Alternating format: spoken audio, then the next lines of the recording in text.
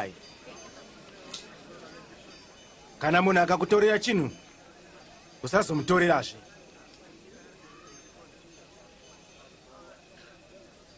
Itirai vamwe vanhu kamungada kuitirwawo.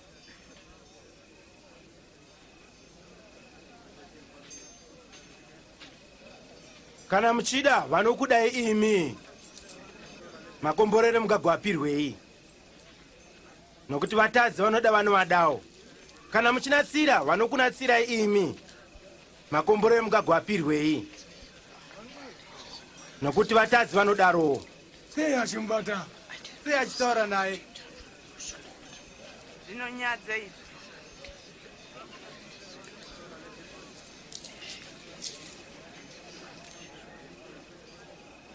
Kwete. Idai vavengi venyu nekuvanatsira. Kweretesai musingafungi kudzorerwa. Muchawana mubayiro unokosha. Nokuti muchava vana vaMwari. Nokuti iye anoda vasingatendi navatadzi.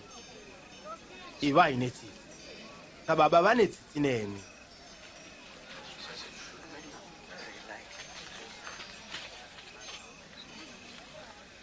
Musatonge kuti musatongwawo.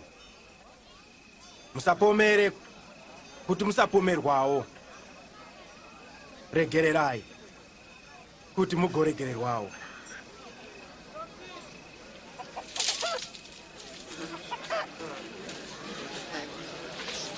Ipai muchapiwawo. Mwena wamunopa nawo ndowamuchapiwawo. Bofu haritungamirire rimwe bofu.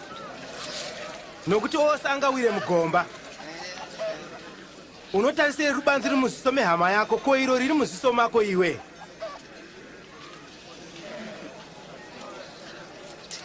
Titungamirire tenzi. Vakakomborerwa mai vakakuberekai nekukurera imi. Iti vakakomborerwa vanonzwa shoko raMwari nokuriteerera. Ndinoda kuziva nezvemurume uyu. Unofunga here kuti ndiye iwe Mesiya?